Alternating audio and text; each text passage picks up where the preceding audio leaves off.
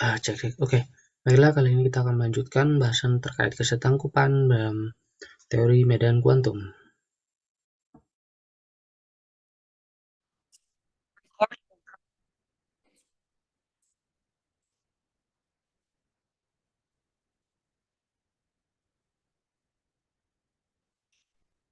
Oke, kita lanjutkan di uh, subbab identitas warta Kahasi yang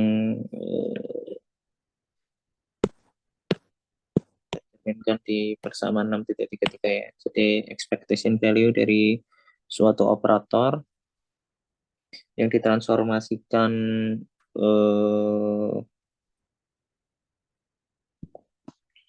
seperti ini, yang transformasinya itu merupakan transformasi simetri ya. Maka operatornya expectation value-nya tidak akan invarian terhadap transformasi ini.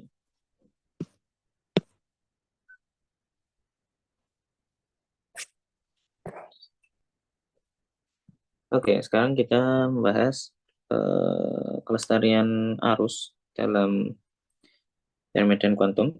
We can obtain more powerful constraint on correlation function if our symmetric transformation does not just preserve the action, but the Lagrangian density Lx itself.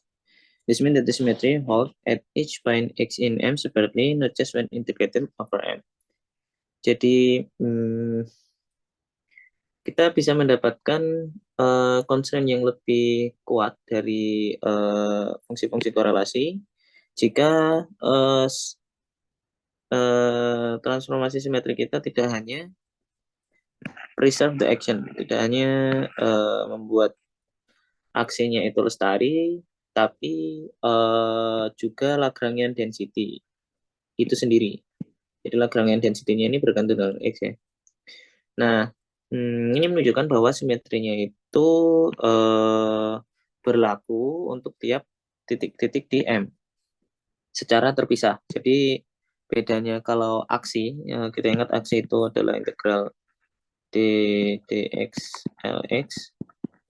Jadi kalau aksi simetrinya itu preserve the action, maka ya dia preserve ini semua. Kalau diintegralkan dia nggak berubah. Nah, tapi kalau ada constraint yang lebih kuat, yaitu dia tidak hanya preserve aksinya, tapi preserve Lagrangian density-nya. Jadi dia berlaku untuk semua X secara terpisah. Not just when integrated over M. Which will be the case if, nah ini berlaku jika KR mu-nya sama dengan 0 di 6.3. Coba kita lihat bersama 6.3. Nah, ini jadi dia tidak hanya variasi dari Lagrangiannya itu tidak merupakan total dari derivatif suatu vektor K mu R, tapi dia variasinya ini 0, pure 0. Tidak hanya up to total derivatif, tapi pure 0.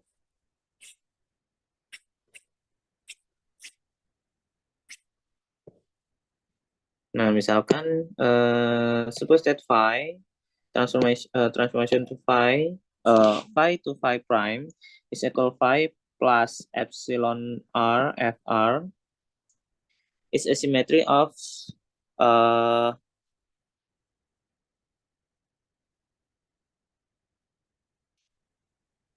is a symmetry of Lx and the path integral measure when the infinitesimal parameter epsilon r are constant. To access the extra information in the fact that Lx itself is invariant, misalkan phi itu adalah simetri dari Lx dan path integral measure when infinitesimal parameter epsilon r LO dia apa namanya transformasi ini tuh simetri dari Lx dan path integral measure-nya ya yang d phi-nya when the infinitesimal parameter epsilon r are constant. To access the extra information in the fact that Lx itself is invariant, we allow the parameter to vary smoothly over M. So, epsilon r itu kita asumsikan dia bergantung dengan titik di M ya. As in the theorem, the variation of the Lagrange and path integral measure must now be proportional to partial mu epsilon r. So,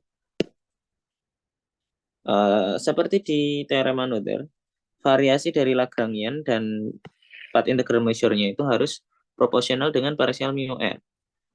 Jadi partition function-nya itu dia akan sama dengan ini setelah phi-nya divariasikan dan kita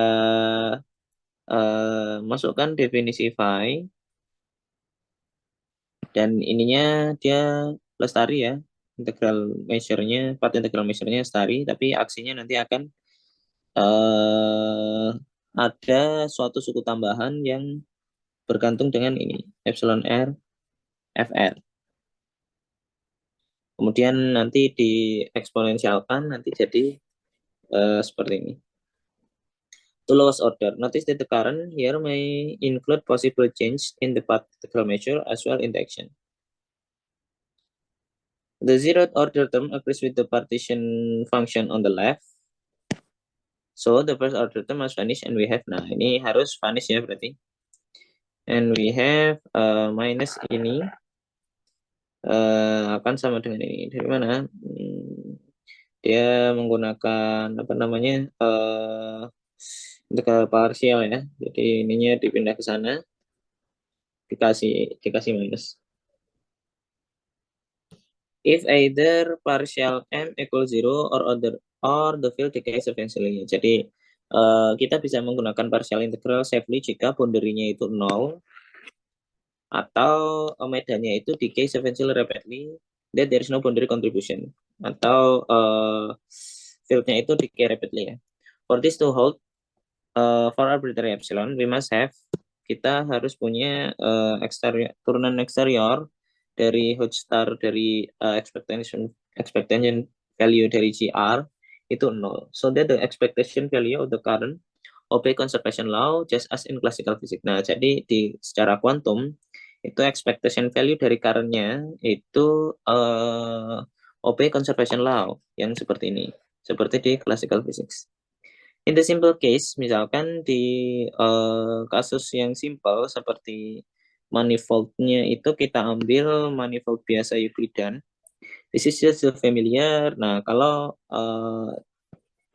diambil manifold Euclidean seperti ini, persamaan 6.41 ini jadi seperti ini ya.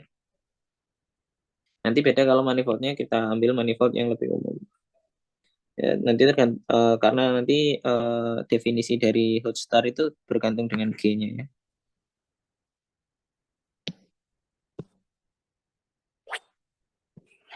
We are now ready to obtain the more powerful constraint on the correlation function.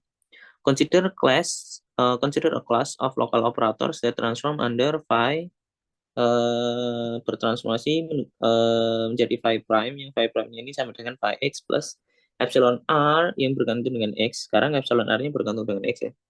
Fr phi, phi partial phi s. Jadi misalkan operatornya ini berubah seperti ini. Dan ya seperti biasa menggunakan Taylor series dia akan jadi seperti ini ya. The lowest order in epsilon r, where we have defined dan kita definisikan variasi r dari O ini adalah seperti ini. Ya karena variasi phi itu ini ya. Itu bisa didapatkan dengan mudah menggunakan Taylor series. Then accounting for both the change in the action and measure as well as the operator. Nah, kemudian coba kita consider expectation value dari beberapa operator OI. Ketika kita dummy indeksnya kita ubah. Ini kita ubah dummy indeksnya ya. Dari phi menuju phi prime.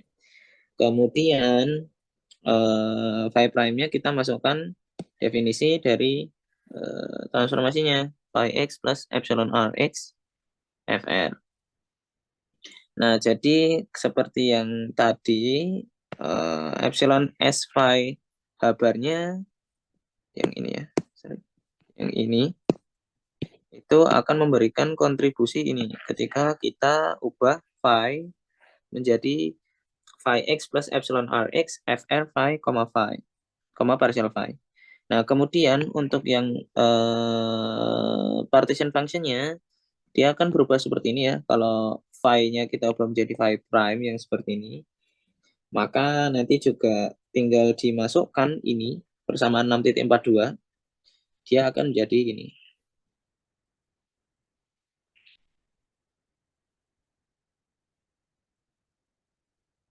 Untuk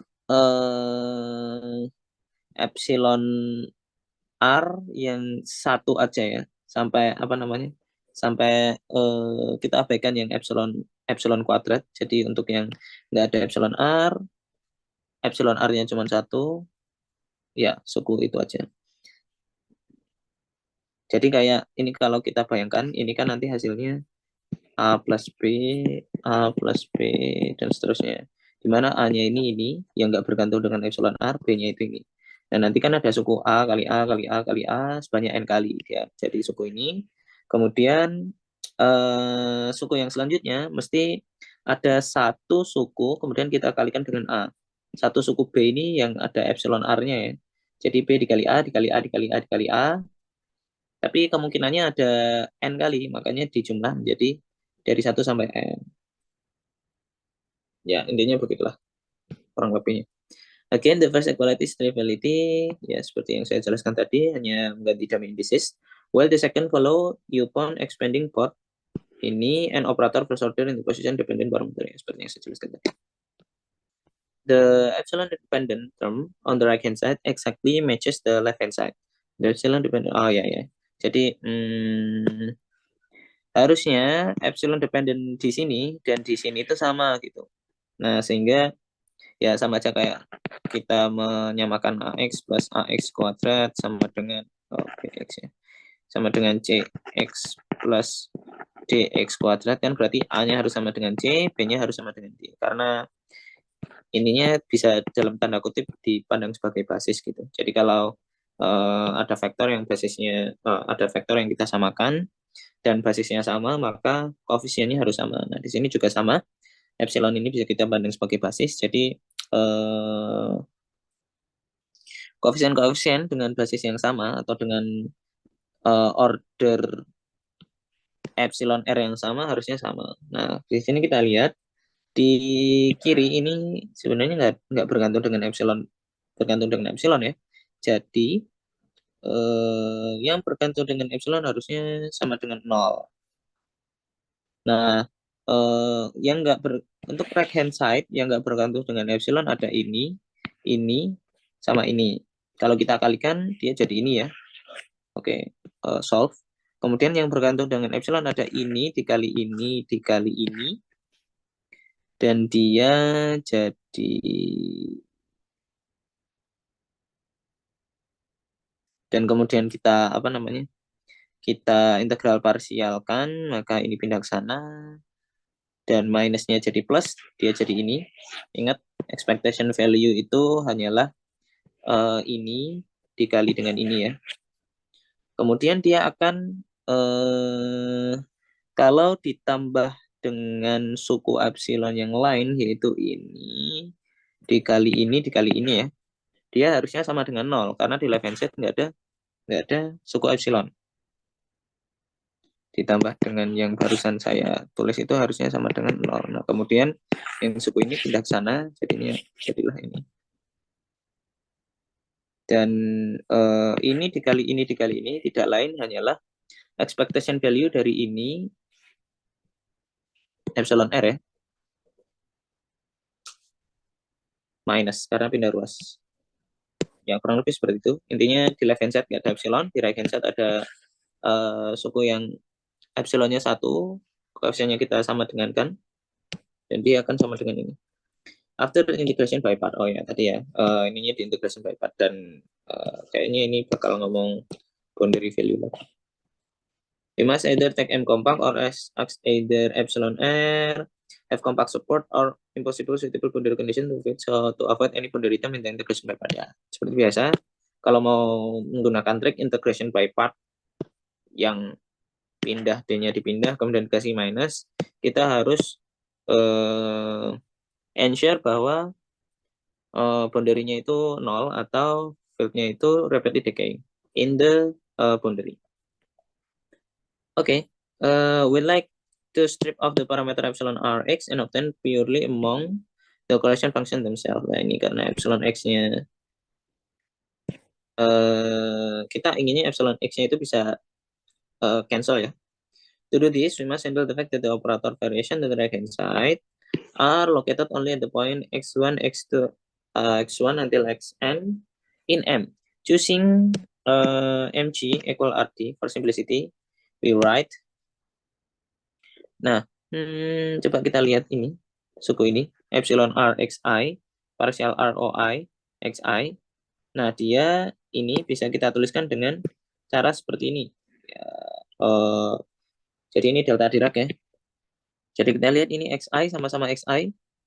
Kemudian kita ganti menjadi x, yang epsilon r-nya ini kita ganti x, tetapi kita kasih suku delta Dirac. Sehingga kalau kita integralkan relatif terhadap x, maka semua x akan menjadi xi. Ya, seperti biasa delta Dirac. Jadi ya ini trivial aja, ini sama dengan ini. So, nah tapi bagusnya sekarang si epsilon r-nya ini bergantung dengan x dan dia cocok dengan ini. Ini kan hanya bergantung dengan x ya, bukan xi yang running. Jadi salah satu triknya bisa pakai itu. Jadi nanti yang running itu apa namanya? Termaktub dalam si delta Dirac ini. Oke. Nah, sehingga 6.44 kalau kita impose persamaan yang seperti ini are proportional to epsilon r. Since this may be chosen arbitrarily, we obtain finally footnote 63. The appropriate generalization to Riemannian manifold MG is, oh ya nanti kita baca.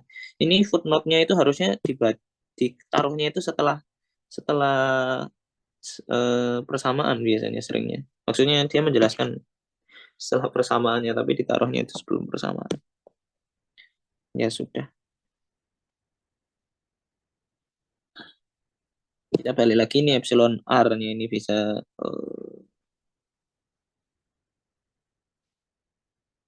epsilon r-nya ini bisa keluar.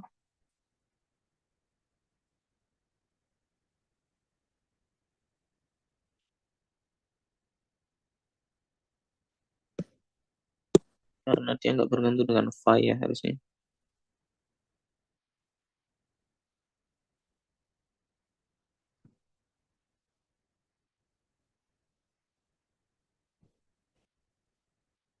Kemudian cancel. Kemudian kalau di Euclidean manifold biasa, maka dia akan jadi seperti ini.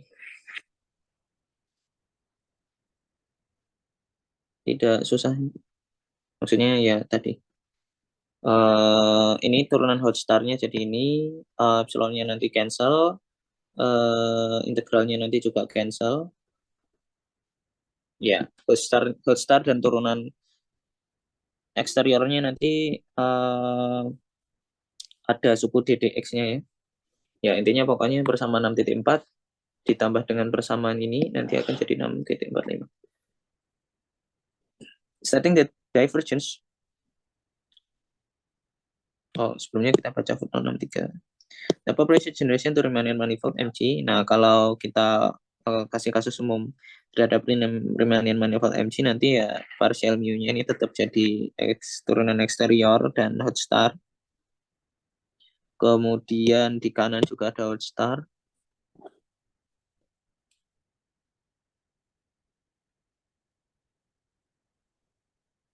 Nah, di kanan ada hot star karena nanti ketika menulis ini sama dengan ini nanti ada hot star-nya ya. Where the exterior derivative on the left hand side act on x. Stating the divergence of correlation function with insertion current G mu r vanish everywhere. Nah, ini except at the location of other operator insertion.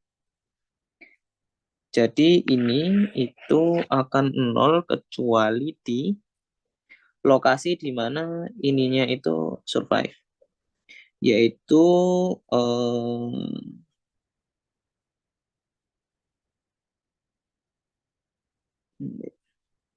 except at the location of other operator insertions.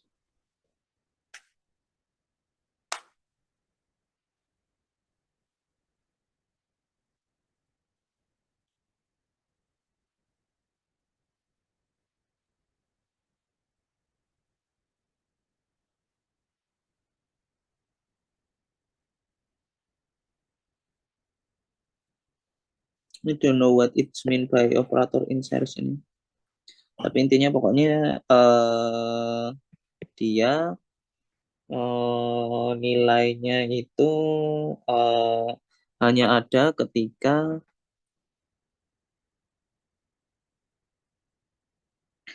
X-nya itu sama dengan XI ini. Oh ya, jadi ya kurang lebih seperti itu. Jadi dia ngomongin hubungan antara ini dia X dan di sini delta Diracnya X minus XI.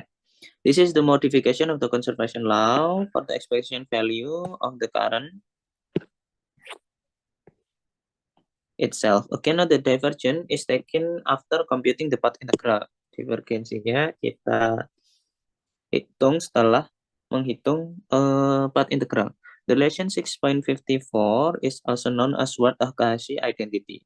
Yang tadi itu juga biasa kita juga bisa disebut juga dengan Ward-Takahashi identity. In particular, when M is compact, integrating 6.45 overall give M. Jadi ini kalau kita integralkan, ya ini boundary aja ya, jadinya 0 kalau diintegralkan. Sehingga nanti hasilnya ini, which is just the infinitesimal version of our previous global form of Ward-Takahashi identity 6.33. Jadi ini adalah bentuk infinitesimalnya dari bentuk global dari Ward-Takahashi identity 6.33. 6.33 itu yang ini ya.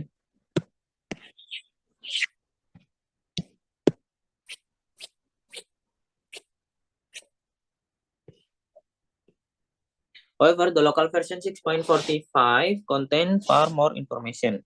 Local version 6.45 ya ini local formnya punya lebih banyak informasi ya karena belum diintegralkan ya. As an example, let's consider the original use of the local form of Ward-Takahashi identity, which remains one of the most important. Consider the transformation. Misalkan kita tinjau transformasi yang seperti ini. Spinornya berubah dengan suatu fase, tie spinornya juga, kemudian photon field-nya nggak berubah. Acting linearly in the electron and photon fields. For constant alpha, there are symmetries of the KD action ya. Bisa dibuktikan nanti ini kalau transformasi seperti ini nggak akan merubah ini ya karena ya nanti cancel waktu di sini. And regularized path integral measure is also invariant under this transformation ya. Bisa bayangkan setelah ditransformasi nanti suku ini dan suku ini cancel si eksponensialnya. Provided we integrate over an equal number of psi and psi bar modes in the regularized theory. Thus, this transformation indeed symmetry of path integral. Nah, as above, kemudian kita promosikan si alpha itu menjadi position dependent parameter alpha x. Atau closely related, this is not a gauge transformation because photon field A mu itself unaffected. Nah, ini bukan termasuk gauge transformation karena photon field-nya nggak berubah. The action is of course not invariant under this local transformation, but provided our regularized measure depend only on the field size psi bar and not their derivative, the measure will still be. Nah, dengan transformasi seperti ini, path integral measure-nya itu tetap invariant, tapi aksinya enggak. Thus, the only contribution to the current comes from the action and one find J mu equal I psi per gamma mu psi. Kemudian nanti bisa dihitung bahwa J mu-nya sama dengan ini. This is just the charge current which is the photon populus in QED. Ini tinggal pakai ini ya, apa namanya yang secara klasik Di sini ada nggak? Oke, ini ya.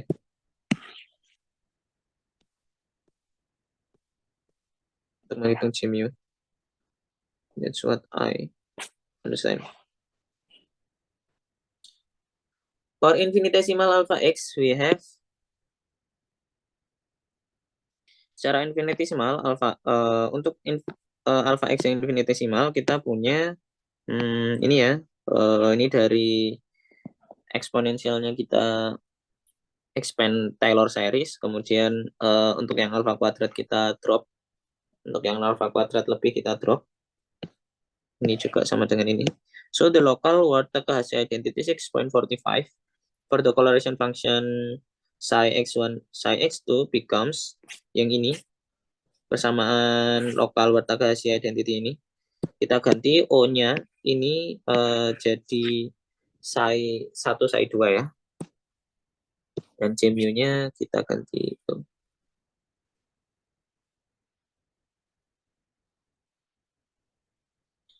Ya, jadi Gmu kali ini itu akan sama dengan tadi pakai Wartaka-Hasse identity, X1-nya run,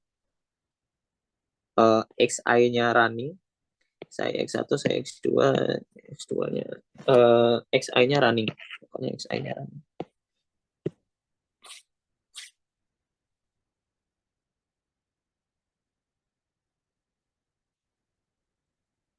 Xi-nya running, kemudian ininya kita impus si apa namanya, turunan itu. Jadi ini tuh dari minus ini dikali dengan variasi X1, variasi psi X1. Variasi psi X1 tidak lain adalah ini.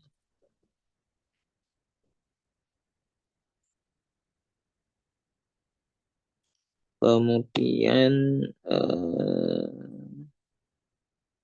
yang ini nanti berasal dari variasi psi bar X2.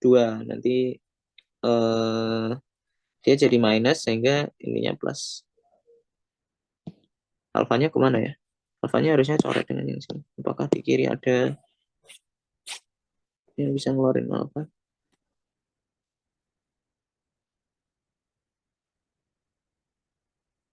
Oh wait, variasi R tadi definisinya beda ya. Variasi R itu definisinya ini.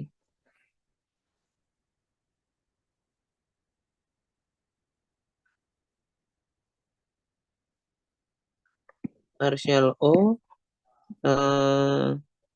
berarti kalau variasi R si psi itu sama dengan variasi psi, variasi FR-nya bergantung dengan phi. Wait.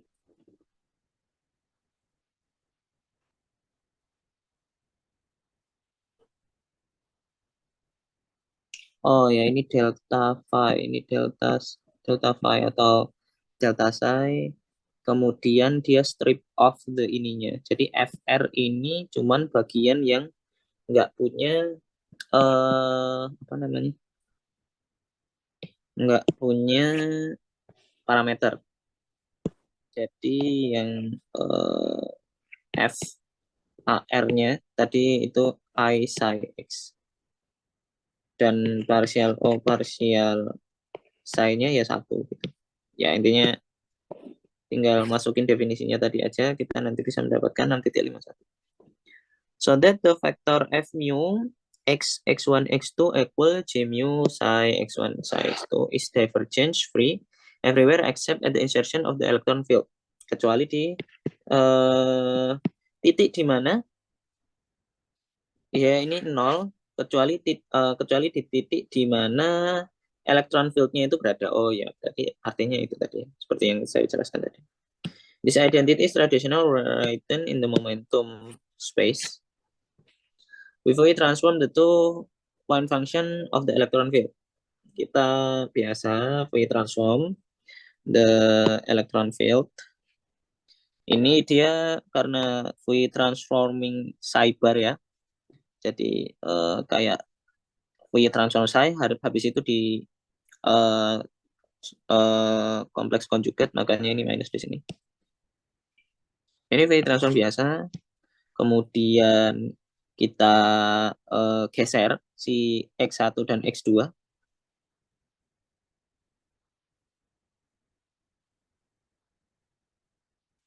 Dan karena ininya invarian, harusnya where the first equal to from the translational invariant of the correlation function. Oh, bukan. Ini itu translational invariant ya. Somewhere it is stated, saya lupa. Kayaknya di sini. Kemarin kita bilang kan, ininya translational invariant ini ya. What identity, karena harusnya memang translational invariant. If the action and the path integral measure translational invariant and the operator OI depend only X via their independence on phi X, the what identity gives. Nah, jadi dia translational invariant dari situ. Sehingga si ini bisa berubah jadi ini. Tinggal kita geser X1, kita kurangi X2 semua. Habis itu kita ubah X1 min X2-nya jadi Y.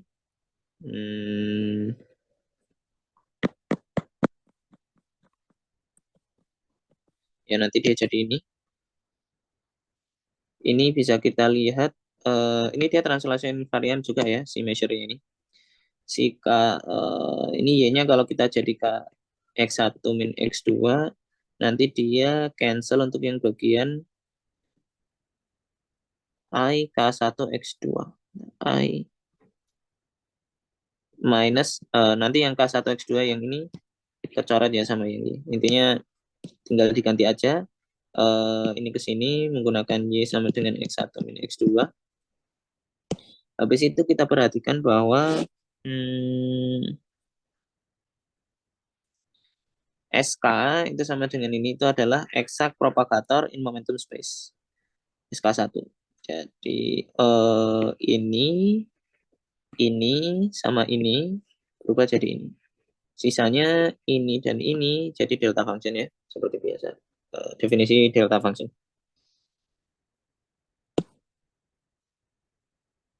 Oke. As usual, we represent this exact propagator in terms of geometric series. Ya, seperti biasa. Kita pakai geometric series untuk menghitung exact propagatornya. Dia merupakan jumlahan dari tree diagram ditambah suku-suku one particle interaction ya. Dan ya bisa kita lihat berarti ini ke sini itu sama dengan ini. Ini propagator dari sini ke sini itu sama dengan ini. Kemudian one particle interaction vertexnya kita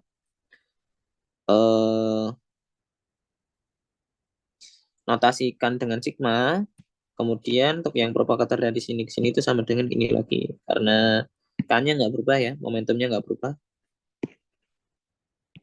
Dan seterusnya ya menggunakan deret geometri biasa, rasionya berarti ini.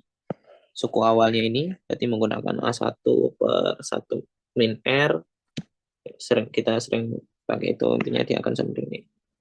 Is the sum of all one particle interaction Feynman graph with one external psi and one external psi bar both amputated.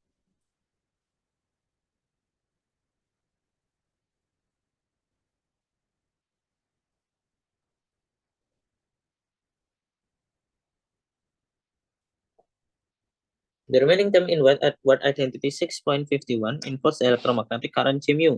Jadi kita tadi baru menghitung yang bagian right hand side ya dari ini. Dari ini tadi kita harus cuma menghitung yang bagian ini. Sekarang kita harus menghitung yang bagian partial left hand side.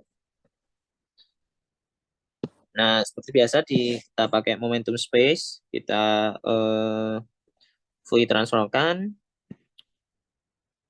Kita ingat-ingat di sini dia kompleks konjugat, makanya ini minus.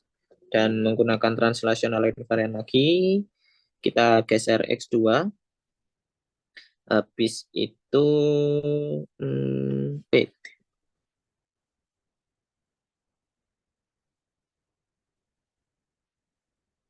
Habis itu kayaknya ini hanya tautology.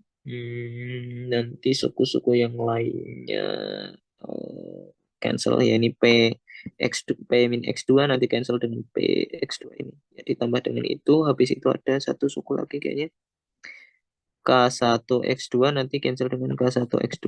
Ya, jadi ini hanya tautology aja, nambahin 0. Nah, tapi kita harus geser ini biar ngikut sama ini. Karena ini X min X2, ini X1 min X2, biar ada ini X1 min X min X2 dan X1 min X2. Nah, sepertinya sama kayak tadi.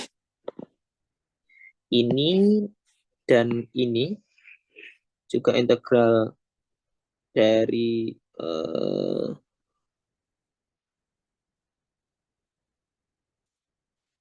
X dan X1 sepertinya akan menghasilkan suku ini.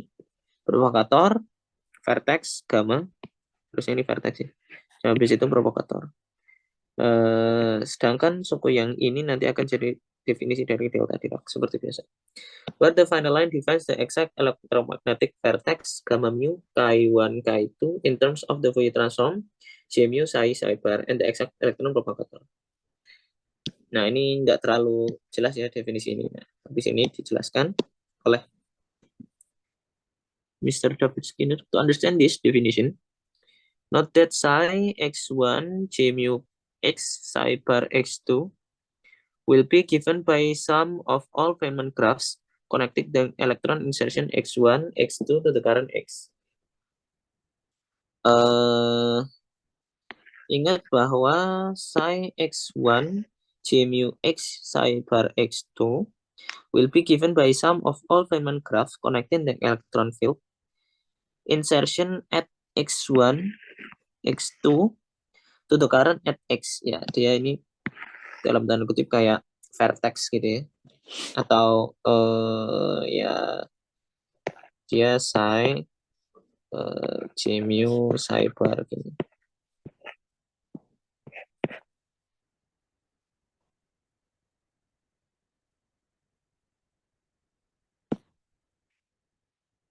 Recalling that J mu itu sama dengan ini psi bar psi gamma mu, di mana gamma mu-nya ini artinya foton. We see that the leading contribution will simply come from a pair propagator connecting psi to psi bar and psi x to psi bar x respectively.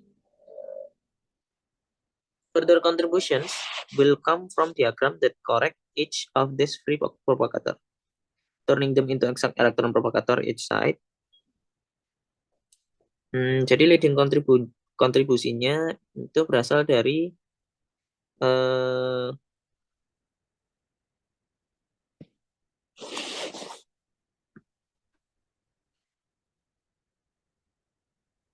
pair of propagators connecting psi x1 psi bar x2. Wait. Kayaknya gara-gara ini kalau si J mu-nya kita ekspansikan, dia akan nanti aja jadi psi bar x gamma mu psi x psi bar x2 ya. Jadi leading kontribusinya itu berasal dari yang seperti ini. Walaupun nanti ada suku-suku yang lain ya. Kita belajar ini di kayaknya one dimensional quantum field theory, ada kayak pemecahan ini kalau nggak salah. Waktu bahas connecting diagram atau dan lain-lain. Jadi ini itu mengandung ini, mengandung suku ini, walaupun nanti ada tambahan suku yang lain gitu. Tapi yang leading contribution-nya yang propagator yang seperti ini. Turning them into exact electron propagator on each side, i.e. Ya, jadi itu seperti yang saya jelaskan tadi. This diagram will tell us nothing new about the vertex. They are already part of the exact electron propagator. We just include factor SKI1 and SKI2 in our definition accounting for all such diagram. Ya, jadi ini dan ini itu kayak tadi ya, kayak yang sebelumnya itu kita definisikan menjadi SKI1 dan SKI2.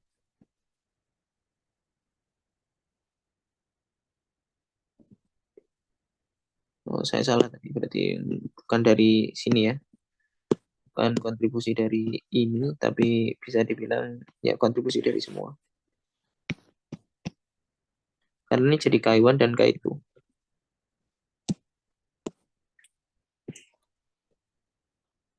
The remaining contribution are the ones we care about. They involve graphs that connect the two exact electron propagator together in some way. For example, at leading order, we have the diagram. Jadi loop yang leading ordernya seperti ini. Where the red dots are the usual key di vertex. Ini key di vertex karena dia harusnya psi dan foton ya. Ini foton. Oh, ini dijelaskan.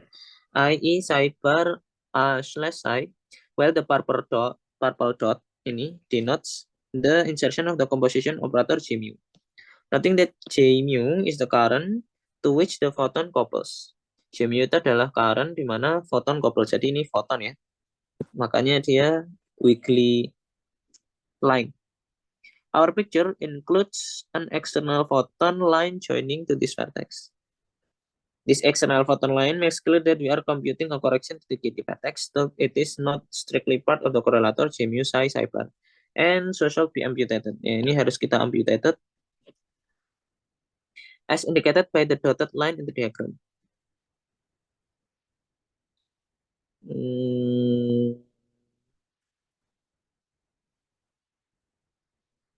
Oh, ya.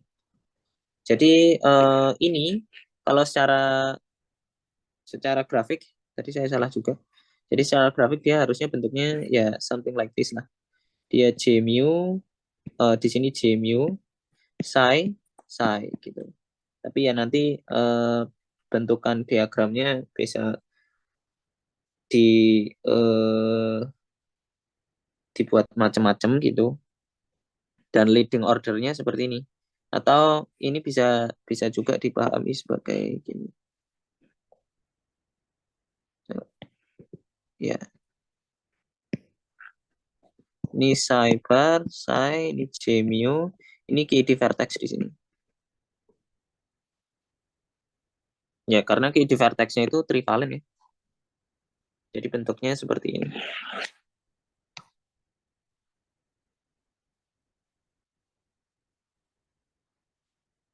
Oh, jadi nggak harus ada ini ya, nggak harus ada garis di sini. Nggak bisa malah, benar-benar itu. Oke. Loop diagram such as this provide OH correction to the electron photon vertex function giving gamma mu K1 K2 equal small gamma mu plus quantum correction. Jadi loop diagram yang seperti ini biasanya kalau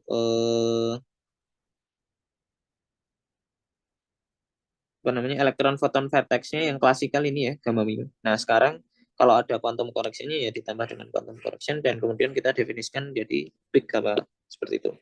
Where the external fermion lines are amputated in gamma mu are explained above.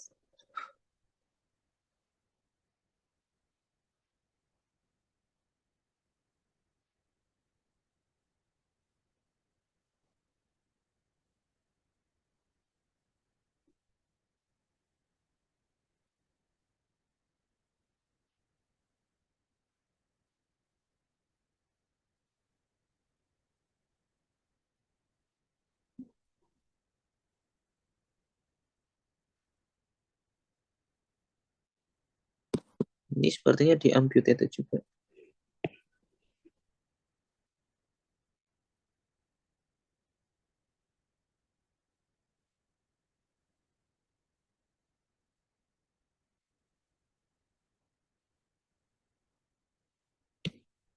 Now let's return to the Warta-Cauchy identity 6.55, taking the Fourier transform of the complete equation in momentum space. This read 6.51.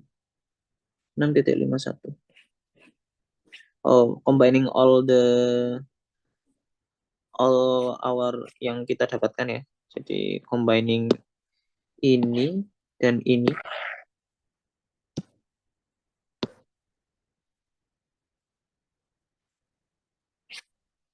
Nanti kita akan dapat persamaan yang seperti ini. Let's examine more. Soalnya deltanya yang satu ada P-nya.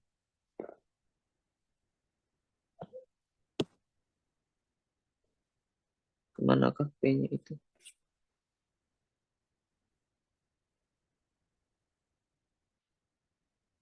Minus I delta, oh yang delta satunya belum dihitung sih. Jadi sepertinya itu memberikan kontribusi ke P.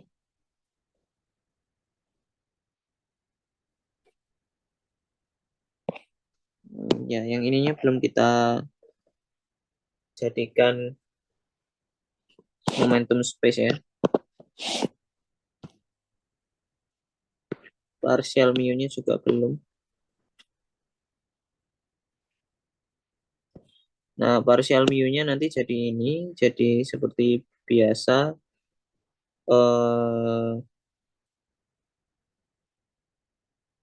K1 min K2 karena nanti P, kemudian kita Dirac. Oh, Diracnya kita impose. Nanti dia jadi K2 min K1 atau K1 min K2. Kalau yang delta Dirac, kalau di Fourier transformkan nanti dia jadi konstan kalau nggak salah. Dia jadi 0 lah. Ya karena ya kalau nggak salah dia jadi konstan.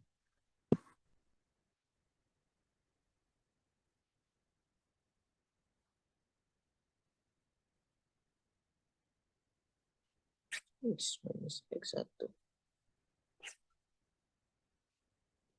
Ya, tapi intinya tinggal di Fourier transformkan. Sepertinya tidak begitu susah.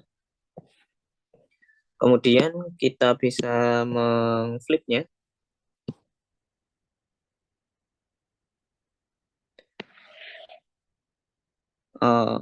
Bukan ngeflip sih. Ini dikali dengan SK1 dari kiri. Kemudian dikali dengan, salah. Dikali dengan inverse S K1 dari kiri dan inverse SK2 dari kanan. Seperti yang dijelaskan di sini. Recall that these are matrices in spin space. Ya, karena dia itu matrik ya, maka harus jelas kita ngalikannya di kiri atau di kanan. The significance of this identity is that it relates quantum corrections to the electron kinetic term. To quantum correction to the electron photon vertex yang seperti ini. Ya, jadi identitas ini itu merelasikan antara quantum correction di electron kinetic term sepertinya ini yang ini dan juga quantum correction term di electron vertex, electron photon vertex. The inverse electron propagator S-1 is nothing but the electron kinetic term in the quantum effective action written in the momentum space, and the fact that the right-hand side of 6.51 involves the difference of this electron and positron just cancel the mass term. Differentiating 6.51 with respect to K1 and then taking the limit K1, K2 equal K gives jadi sebenarnya ini ini bisa kita turunkan ya harusnya. Tapi dia bilangnya dari yang 6.51. Mungkin caranya sama, dari 6.51 ini kita turunkan terhadap K1. Di sini memang ada K1. Ya harusnya berarti yang tadi, yang sudah di ini kita turunkan dengan K1. kemudian kita ambil limit K1, K2 menuju K,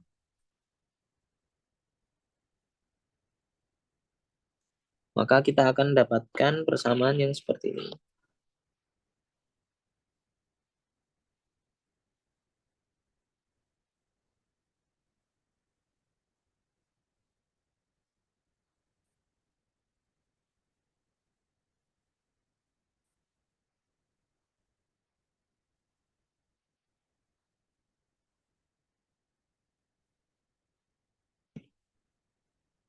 Dan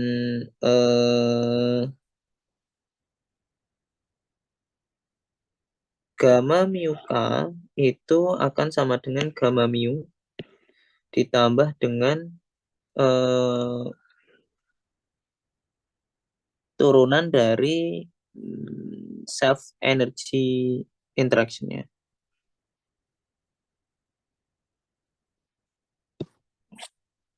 Showing indeed that the quantum correction to the vertex are completely determined by the quantum correction to the fermion propagator. Jadi dengan menggunakan warta KS ini tuh dia merelasikan quantum correction to the vertex dan quantum correction to the fermion propagator.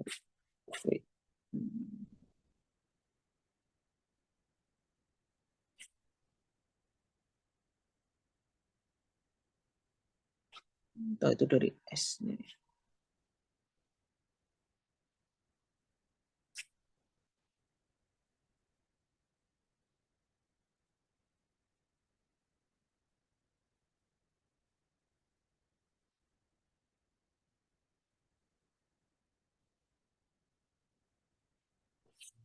S-1-nya atau dari sini. Oh iya, S-1-nya dari sini berarti. Itu tinggal dimasukkan ini, definisi ini. Kalau diturunkan terhadap K, kan ini K-nya hilang, sisa gamma mu, ini nggak ada K, coret. Ini kalau diturunkan terhadap K, ya jadinya ini. Oke.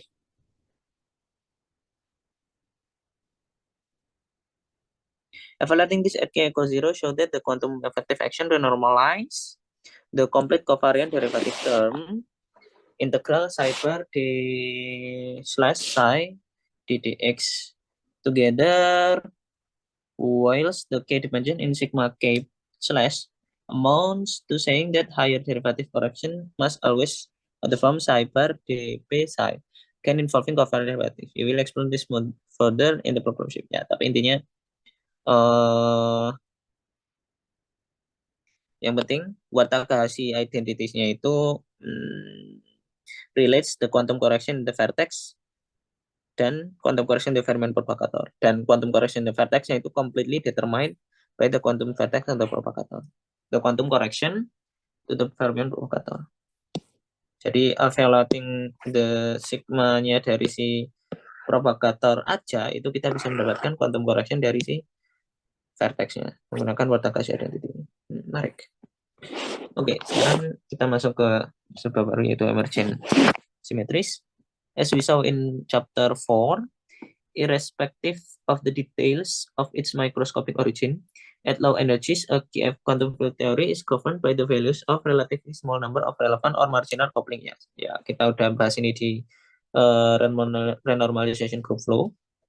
This coupling correspond to relevant and marginal operator that typically involve only a small number of power of the fields or their derivative.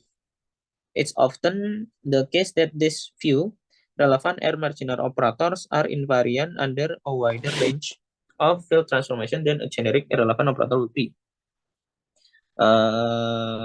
Seringnya itu kasus di mana hanya sedikit relevan atau marginal operator yang invariant terhadap wider range of field transformation than generic irrelevant operator would be. The effect of irrelevant operator are strongly suppressed at low energy. Dan efek dari operator yang irrelevant itu sangat suppressed in low energy, making it appear as though the theory has larger symmetric group. Dan membuat teorinya itu seolah-olah mempunyai symmetric group yang lebih besar. The symmetry can be emergent in low energy theory even if it is not present in the macroscopic theory. Nah, sehingga bisa bisa saja simetrinya itu emergent di energi yang rendah, walaupun ketika di mikroskopik teori itu nggak ada gitu, karena uh,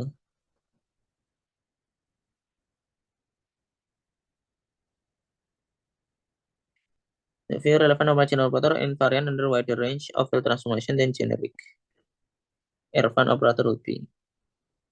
The effect of irrelevant operator are strongly suppressed at low energy. Jadi karena di low energy itu efek dari irrelevant operator itu suppress. Jadi karena dia suppress maka constraint-nya lebih kecil.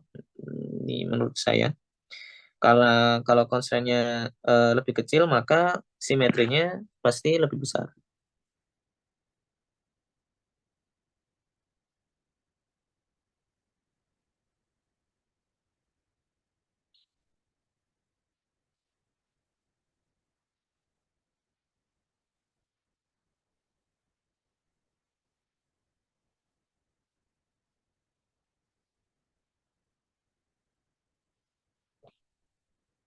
Ya, tapi di sini dia bilang bahwa ini karena irrelevant operatornya itu suppress di low energy, maka teorinya itu di low energy seolah-olah dia punya symmetry group yang lebih besar. As an example, consider the theory of electromagnetism coupled to several generations of charged fermions, denoted psi I, each with the same charge minus E. We might imagine that psi I describe three generations of charged leptons in standard model. Psi I ini bisa jadi elektron, muon, atau tau ya. The most general Lorentz and Gauge invariant Lagrangian, we can write down this field that contain only relevant dimensional operator is, dan most general Lagrangian yang bisa kita Gauge invariant Lagrangian yang bisa kita tulis, dan yang punya relevan dan marginal operator adalah yang seperti ini ya. Where psi Li itu setengah 1 plus gamma 5 psi I dan psi Ri itu 1 min gamma 5 psi I are the left and right-handed parts of the fermion, where Z3 and ZLR are possible wave function renormalization factor for the photon.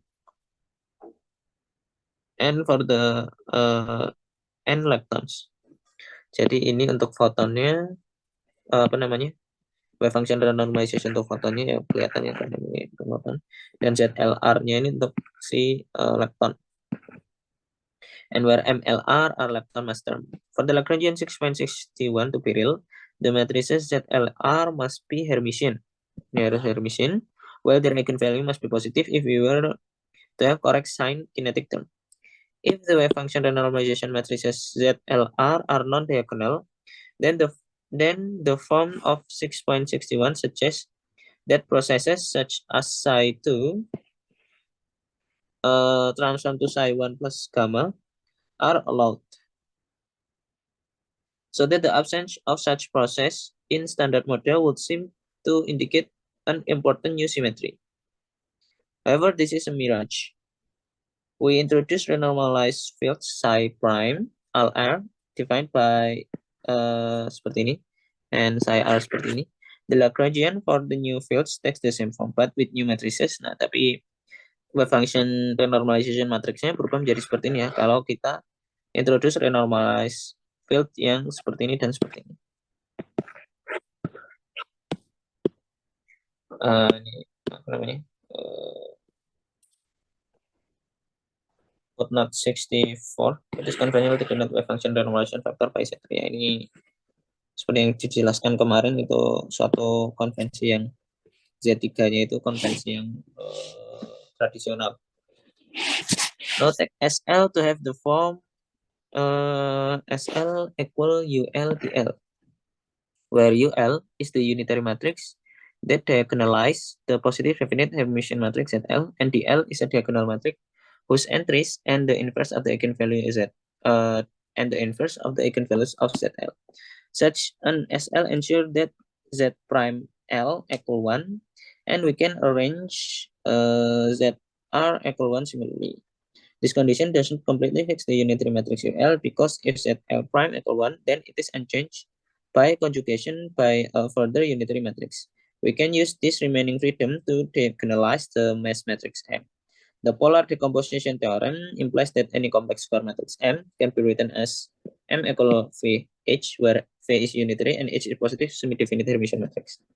Thus, we perform a further field redefinition psi prime L equals psi prime L, psi double prime L, and psi prime R equals psi prime R, psi double prime R, with S prime L equal S prime R dagger, V dagger, and choose S prime R to be unitary matrix diagonal H. Ya, intinya dengan teknologi itu semua,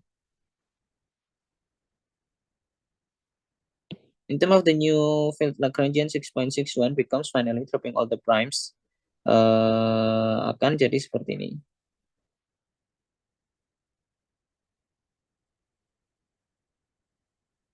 Dan psi L dan psi R-nya ini kita gabungkan gitu ya. This form of Lagrangian manifestly shows that the new field psi I have conserved individual lepton numbers. It's easy to write down an interaction that would violate this individual lepton numbers, such as Y IJKL psi bar I gamma mu psi J psi bar K gamma mu psi L. However, all such operator have mass dimension greater than 4. Berarti dia irrelevant, and so are suppressed in the low energy effective action. Lepton number conserved is merely accidental property of standard model, valid only at low energy. Jadi sebenarnya lepton number conservation itu hanya valid di low energy ya. Jadi ini salah satu simetri yang emergent di low energy, seolah-olah seperti itu. In fact, certain non-perturbative processes known as Ferron lead to a very small violation of lepton number even with the dimension for operator. However, difference B minus L between baryon number and lepton number is precisely conserved in standard model. Yet it is believed that it is just an accidental symmetry. Ya, intinya pokoknya seperti yang sudah dijelaskan, bisa jadi suatu simetri itu emergent di low energy teori, tapi kalau di high energy dia nggak emergent. Nah, contohnya di sini adalah lepton number conservation. Higher dimension operator can lead to process such as proton decay that are impossible according to the dimension minus or equal 4 operator that dominate the low energy behavior. Thus, although such processes are highly suppressed, they are very distinctive signature of the presence of higher dimension operators. Experimental searches for proton decay put important limit on the scale at which the new physics responsible for generating these interactions comes to play. Sorting out the details in various different possible extension of the standard model is one of the main occupation of particle phenomenologists ya. Jadi ada suatu bidang ini disebut dengan particle phenomenology ya, dan ini lumayan suatu bidang yang terkenal ya, dan dia salah satu jobnya itu adalah sorting out detail of various different possible extension of the standard model ya.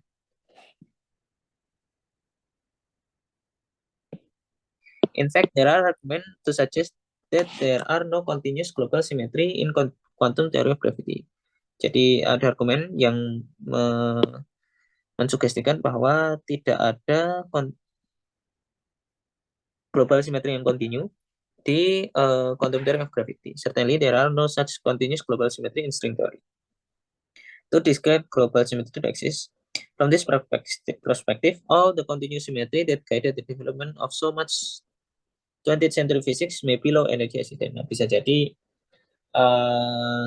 simetri continuous symmetry yang sudah dikembangkan di fisika pada abad 20 itu hanya low energy accident. Artinya di high energy bisa jadi simetrinya dalam tanda kutip broken gitu. Low energy effective field theory. The concept of symmetry being emergent under a normalization group flow is tremendously powerful.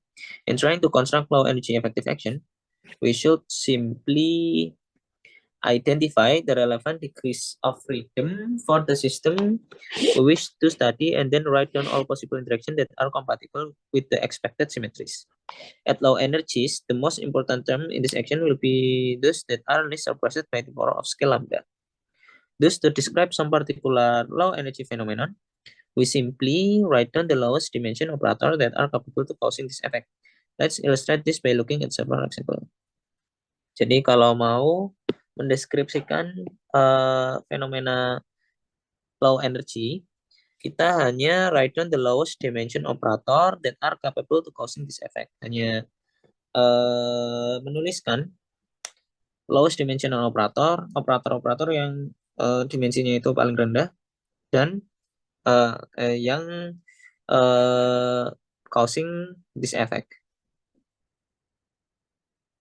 Nah, misalkan ini. Why is the sky blue? As a first example, we'll use effective field theory to understand how light is scattered by the atmosphere.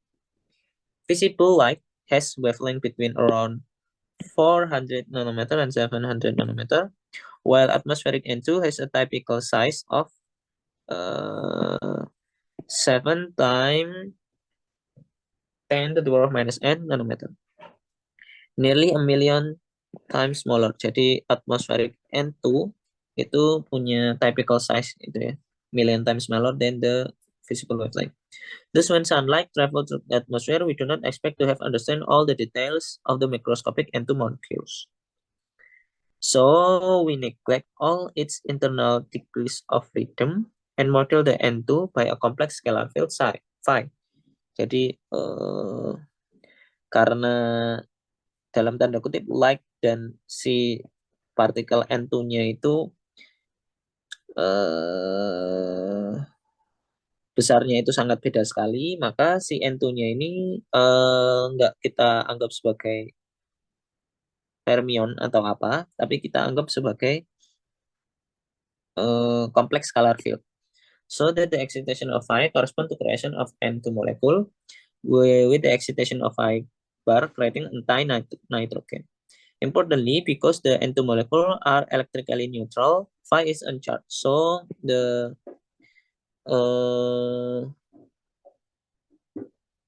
covariant derivatifnya itu sama dengan derivatif biasa. And nitrogen does not couple to light via the covariant derivative. Dan ya nitrogennya enggak, karena dia uncharged, nitrogennya enggak couple terhadap light. The presence of atmospheric explicitly breaks Lorentz invariance. Defining a preferred test frame with 4 velocity nodes. Jadi adanya atmosfer itu breaks the Lorentz invariant ya. Kemudian kita bisa preferred rest frame with 4 velocity mu u mu yang sama dengan 1000. So the kinetic term of the phi field is, nah sehingga kinetic term dari phi field-nya itu sama dengan ini.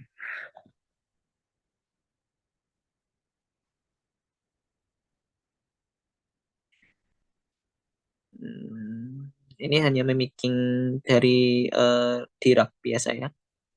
Dari kinetic term dari Dirac. Jadi gamma mu-nya ini diganti dengan u mu. Biasanya kan gamma mu biasanya kan psi bar partial slash psi. Tapi kita ganti dengan u mu saja. Showing that the field phi has the mass dimension 3.2. Ini 0, ini plus 1, pi square plus 1 sama dengan D. D-nya 4 per 2 phi. 3 ya, phi-nya 3/2 ya. The lowest dimension gauge invariant couplings between phi and mu can be written, we can written down are lowest dimension dari gauge invariant coupling antara phi dan mu itu yang bisa kita tulis adalah ini dan ini. Ini yang gauge invariant ya, karena ya ini real, kemudian F mu ini gauge invariant. When we have allowed ourselves to use the preferred for velocity u mu in t equal 4, each of these interaction has mass dimension 7. So schematically, the effective interaction responsible for this scattering must taken the form, ya ada dikasih dengan ini ya, gamma 3 karena untuk surprise atau biar ininya jadi relevan atau marginal. Where the coupling are dimensionless. Ya karena ini 7, ini 3, jadi 4. Dan ini dimensionless, jadi dia marginal. Atau yang effective interaction yang berkontribusi di low energy interaction. And lambda is the cutoff energy scale. In the case at hand, the obvious cutoff scale is the inverse of the N2 molecules whose orbital electrons are ultimately responsible for the scattering. We expect our effective theory really contains infinitely many further terms involving higher power of phi, f, and their derivative. Jadi sebenarnya ada suku-suku yang lain. However, a dimensional crown, this will be also suppressed by higher power of lambda. Nah, tapi karena nanti kalau energi, suku interaksi yang lebih tinggi, otomatis akan di-cancel dengan lambda yang pangkatnya lebih tinggi juga, sehingga tersurprise oleh lambdanya itu. So it will be negligible at energy very less than lambda. So the phi2 f2 term themselves must be retained if we want to understand how light can be scattered by phi atau. Tapi ini nggak boleh di discard, nanti kalau di discard ya kita sisanya apa nanti. Now let's consider computing a scattering amplitude phi plus gamma to phi plus gamma using the theory 6.63. The vertices phi square f square and phi square u f square each involves 2 copies of phi and 2 copies of the photon. So can both contribute to the scattering at 3 level. In particular, for G2, we find the diagram. Jadi ada diagram yang seperti ini. Ini dia yang phi square F mu ya. Because the interaction via the field strength F rather than A directly. Kebalik ini. Inverse derivative of photon, bringing down a power of photon momentum. Bentar. Oh, salah. Ini nggak kebalik ya, benar. Karena interaksinya itu proceed via the field strength, di mana field strength-nya ini dia definisinya kan F partial nu dikurangi antisimetrisasinya, dan turunannya ini kalau kita pakai momentum space kan dia berkontribusi dengan K ya, dan karena dia kuadrat jadinya K kuadrat. Makanya dia vertexnya seperti ini.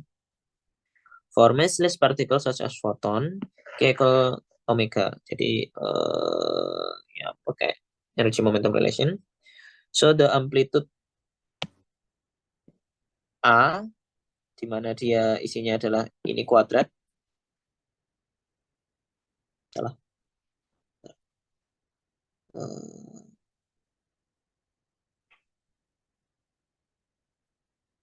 Amplitude-nya sih biasanya dikuadratin. Kalau ini enggak. Intinya amplitude-nya itu proporsional dengan itu. J2 omega square over lambda 3 and the 3 level scattering cross section takes the form cross section-nya sih yang bergantung dengan A kuadrat. Ya, berarti A-nya proporsional dengan ini, sedangkan cross section-nya proporsional dengan A kuadrat. Karakteristik of Rayleigh scattering, dan ini kita tahu benar-benar dia itu karakteristik dari Rayleigh scattering. Loop direction to this cross section will involve higher power of the coupling G2 over lambda 3, and so will be suppressed by the photon energy ini. Nah, loop correction-nya itu juga akan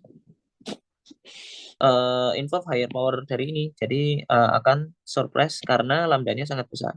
Since the cross section increase rapidly with the frequency, blue light is scattered much more than the red light. Nah, karena dia itu bergantung dengan omega ya, sehingga kalau omeganya besar, maka cross section-nya juga besar. Kalau cross section-nya besar, kemungkinan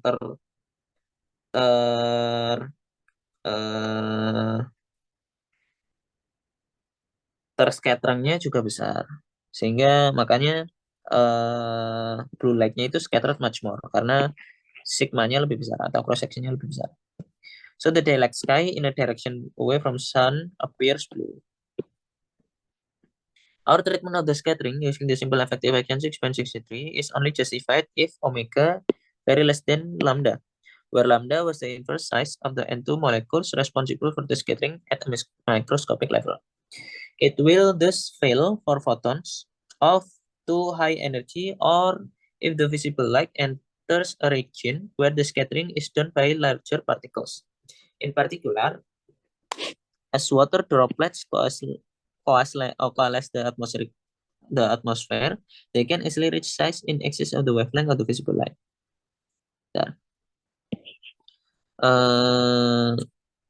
Yang tadi itu simple effective action 6.633 kita tadi itu hanya berlaku ketika omeganya sangat lebih kecil dari lambda.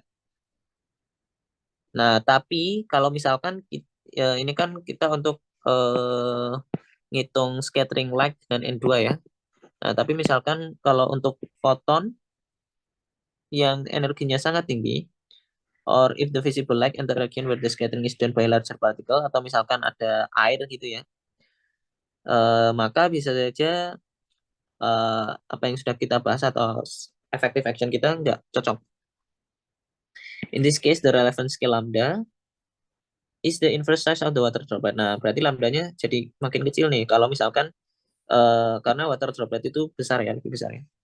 And dan analisis kita itu unreliable for light in the visible spectrum. There are infinitely many higher order term yang seperti ini, and also further derivative interaction that will be just important. Thus, there is no reason to expect the higher frequency will be scattered more. Clouds are white. Nah, makanya clouds are white karena scatteringnya itu nggak bergantung lagi dengan omega, dan ya sudah, maka semuanya apa namanya visible light itu sama-sama terscattering more gitu, atau sama-sama terscattering sama rata. Makanya awan itu putih, berbeda dengan atmosfer. Oke, contoh low energy fenomena yang lain itu adalah light bend in glass.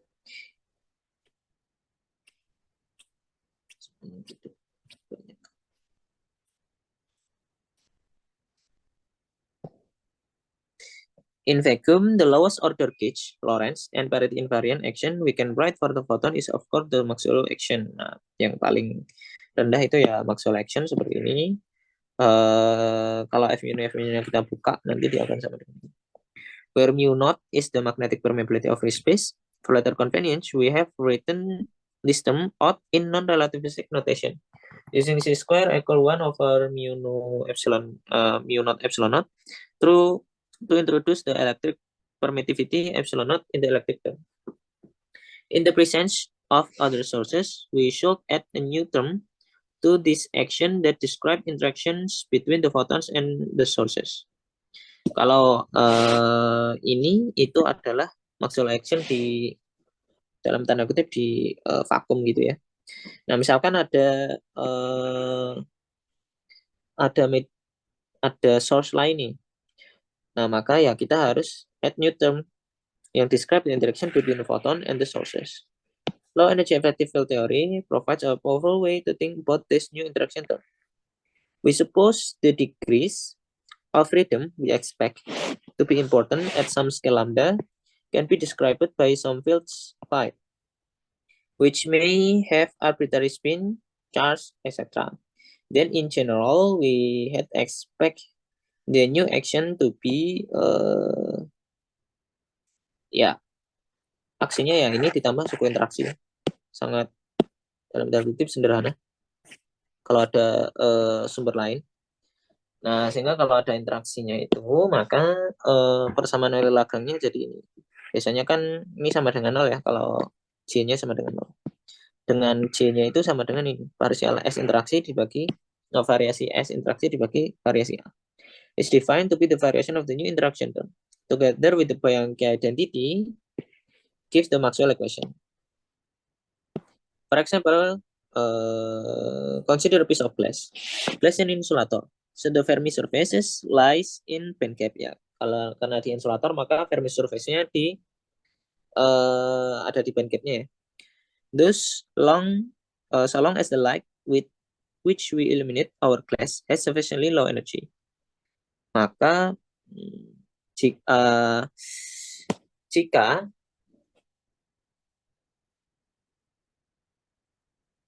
asalkan cahaya kita yang mengenai gelas itu punya energi yang rendah, maka elektron di gelasnya itu ya will be unable to move and the insulator has no relevant degree of freedom. Karena dia insulator maka ya elektronnya nggak unable to move. In this case we must have S interaction itu hanya bergantung dengan A saja. So the interaction Lagrangian must be sum of gauge invariant term built from A. However, while the local structure of glass is invariant under rotational reflection, a lump of glass is certainly not a Lorentz invariant as it has defined a preferred rest frame. Jadi dia nggak Lorentz invariant karena ada preferred rest frame-nya. So in writing our effective interaction, there is no reason to impose Lorentz invariant. Jadi kita bisa drop Lorentz invariant. Just the glass we do for glass. We should add a term. Jadi untuk gelas kita harus add term ini KI, KM, tapi hanya bergantung dengan A saja, photon saja. Where the dimension of coupling KI and KM are respectively the electric and magnetic susceptibility of the glass. Invariant under reflection rules out A dot B. Ya, kalau ininya beda, kalau direfleksi atau X berubah menjadi minus X, ini jadi beda juga ya. Jadi yang bergantung dengan apa namanya? Yang invariant terhadap reflection yang ininya kuadrat.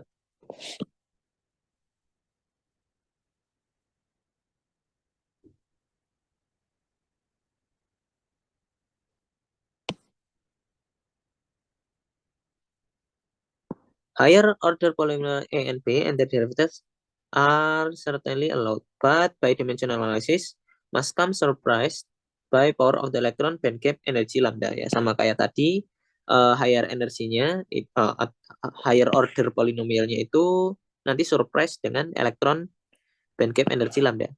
The field equation obtained from Sm plus S interaction show that the light travels through the glass with reduced speed given by ini seperti biasa dia ditambah dengan dari field equation-nya nanti kita bisa dapetin apa namanya persamaan gelombang harusnya. Kemudian like-nya nanti bisa kita identifikasi dia travel dengan seperti ini. This leads to Snell law at an interface and appearance of bending. Notice that our effective field theory arguments doesn't tell us anything about the values of Chi or Chi. For that, we need to know about the microscopic autosilicon in the glass. However, it does predict that integrating of the high energy degrees of freedom, the electrons in the glass, will lead to an effective Lagrangian that at low energies must look like 6.68. However, tetapi it does predict that the integrating of the high energy degrees of freedom, the electron in the glass will lead to effective Lagrangian that must look like since the E and P each have mass dimension +1, any higher power of the test field will be suppressed by power of the energy scale required to excite electron. Intinya dia bahas apa namanya?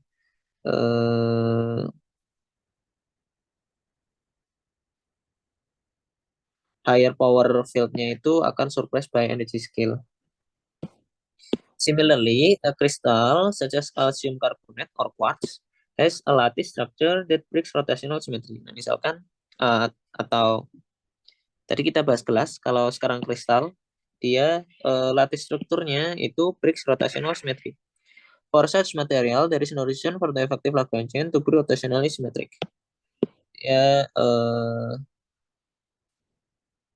Lagrangiannya tidak harus rotationally symmetric. So we should expect different permeabilities and permittivities for the different components A and B. Nah, berarti permeability-nya itu anisotropik ya. Jadi dia untuk beda arah nilainya beda.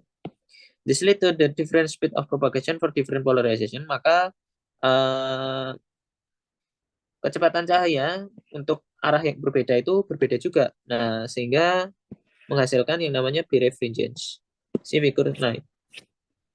Nah, dan karena kecepatannya beda, maka seolah-olah jadi ada kayak apa namanya? Seperti ini. Karena kecepatannya beda di arah yang berbeda. Ancient Viking texts describe a solarity that could be used to determine the direction of the sun even on a cloudy day, and was importantly navigational aid. It's believed that this sunstone was a form of calcium carbonate or calcite. Calcite a birefringent, so different polarization of light travel to it at different speed, leading to multiple imaging. Near the Arctic, sunlight is quite strongly polarized, with the polarization reduced in direction away from the sun due to the random scattering from the atmosphere. Thus, by moving calcite crystal around one can detect the direction of the sun even when obscured by cloud. Oh ya, jadi intinya menggunakan device yang birefringent kita bisa tahu di mana arah arah apa namanya arah sunnya karena efeknya kan beda kalau light-nya itu arahnya beda ya, walaupun di cloudy day. Ini Viking. As we have emphasized above, the effective action are only lowest order term in the infinite series we obtain from integrating all high energy modes corresponding to the atom in the glass or crystal. The next order term take the schematic form.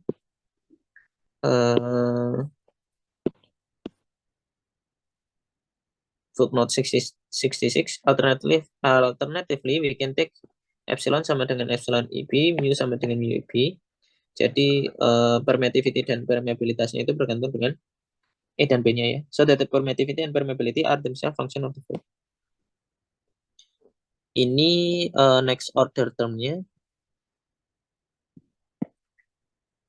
On and on-dimensional ground will be suppressed by energy scale lambda. Ya, biasanya suppress oleh ini ya.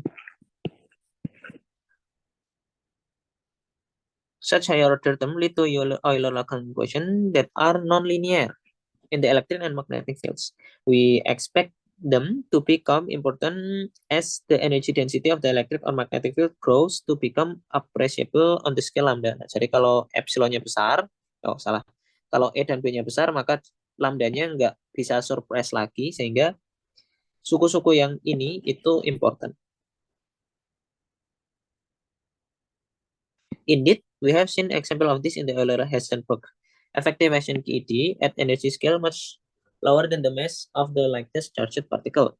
Aside from the breaking Lorentz invariance, the only role of the insulting material here to reproduce the scale lambda is to reduce the scale lambda to the effective mass of the lightest charge carrier. The band structure of crystal means that this can be very much lower than 511 kiloelectronvolt electron mass. Such nonlinear term mean that a powerful laser will not pass directly through an insulating material in a straight line. Nah, artinya laser itu tidak akan pass through directly in a straight line, but rather will be scattered in very complicated non-linear way. Indeed, this is observed, see figure 10, and is the starting point for the whole field of non-linear optic. Jadi, ya, untuk E dan B yang besar, maka nanti Euler-Lagrange equation non-linear dan lasernya itu nggak akan pass through directly-nya secara straight line, tapi akan scattered in very complicated way. Seperti ini. Jadi dia akan scatter secara tidak jelas. Higher order term in the effective action lead to non-linear optical effects, such as the generation of the harmonics from incoming laser beam on the left. Notice that the scattered light has a higher frequency than the incoming red light. Jadi ini punya frekuensi yang lebih besar. Ya karena ini red light ya dan ini blue. Notice that the figure taken from the nonlinear optic group at Universiteit Twente, Netherlands. Sekarang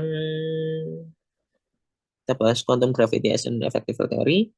The final example of low energy effective field theory I'd like to discuss is general relativity, including associated cosmological constant lambda. Jadi kita mau menganggap quantum gravity itu sebagai effective field theory. The answer reaction for general relativity is ini seperti biasa, cosmological constant dan Ricci scalar, where RC is the Ricci scalar, the cosmological constant, as mass dimension 4, and so is relevant. In fact, this is the most relevant operator of all, ya karena dia nggak ada apapun ya, maksudnya ya udah dia cuma ini aja gitu. The Riemann tensor involves the second derivative of the metric, so it has mass dimension +2, showing that the Newton constant Gn must have must have match dimension -2 in 4 dimension, as is well known. If we work perturbatively around flat space, writing G equal delta plus akar GNH. Jadi ini metriknya kita anggap dia itu Euclidean diusik dengan suatu metrik yang lain. So that the metric fluctuation H is canonically normalized kinetic term appropriate for spin to field. Then we will obtain a positive power of Newton constant Gn in front of all interaction proportional to H3 and higher. These interaction thus are irrelevant. Jadi kalau kita bekerja di perturbatively flat space dan kita nuliskan seperti ini, dan sehingga metric fluctuation hanya itu canonically normalized kinetic term appropriate for spin to field. Jadi ini tuh kayak kita anggap sebagai kinetic term untuk suatu medan berspin 2. Maka kita akan mendapatkan positive power of Newton constant in front of all interaction yang dia proporsional dengan H pangkat 3. Nah, sehingga interaksi-interaksi semuanya itu adalah irrelevant. Clearly, we require such metric interaction in order to account for experimental phenomena. Things fall down. Nah, padahal kita ingin metric interaction-nya itu ada gitu. How this compatible with our understanding of quantum theory? One possibility is as follow. We know that it is perfectly possible and indeed generic for the quantum effective action representing a continuum quantum theory to contain perhaps infinite number of irrelevant interaction. Bisa saja dia memang punya banyak infinite irrelevant interaction, provided their coefficient are fixed in terms of the parameter governing the relevant and marginal interaction. In other words, dalam kata lain, we generate irrelevant interaction as we move away from a critical point along the renormalized trajectory. In the case of gravity, near the Gaussian fixed point, free Gaussian fixed point-nya itu free massless spin to field, yang nggak ada interaksinya ya. There are no relevant or marginal interaction. So the renormalized trajectory will just stay as free. Jadi karena nggak ada relevant atau marginal interaction, maka dia tetap free. Thus, if this is the case, gravity must be controlled by some other strongly coupled critical point in the UV. This scenario goes the name of asymptotic safety. It is an active topic of research, but I think it's safe to say it's a long shot. Another, in my opinion, more likely possibility is that nature is telling us that GR simply isn't a fundamental UV complete theory. New degrees of freedom are needed to make sense of the Planck scale physics, perhaps strings, ya, karena dia kayaknya string theories. Nonetheless, GR makes perfect sense as low energy effective field theory. In this case, we should expect that Einstein-Hilbert action is just the first term in infinite series of possible higher order couplings. Diffeomorphism invariance restrict this higher order term to be product of the metric and covariant derivative in the Riemannian tensor. And the first few terms are where the coupling Ci are dimensionless. In fact, it can be shown that a linear combination of the coupling C2, C3, C4 is proportional to four-dimensional Gauss-Bonnet term, which is topological and doesn't affect perturbation theory. Intinya ada banyak masalah di kalau kita anggap quantum gravity as effective theory. Tapi maksudnya kalau di UV ya, kalau di low energy itu nggak masalah. Tapi kita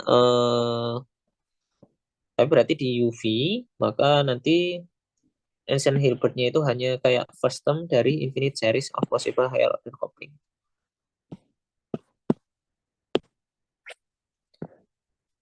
Oke. Terakhir, I don't know why it is like this.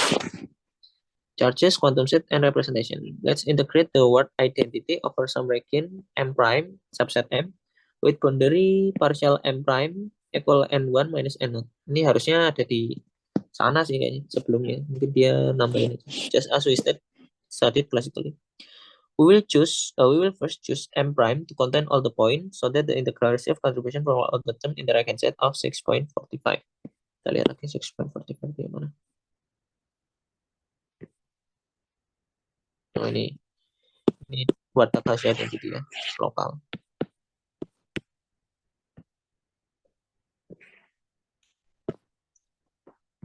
Then maka kalau kita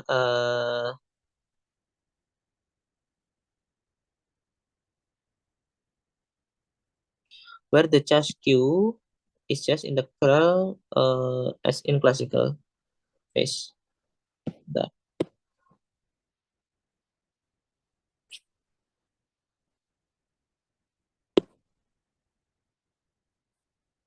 Sepertinya diintegralkan, kemudian karena boundary term-nya ada, maka ini jadi kayak boundary term-nya. Dan ininya hilang dalam tanda kutip.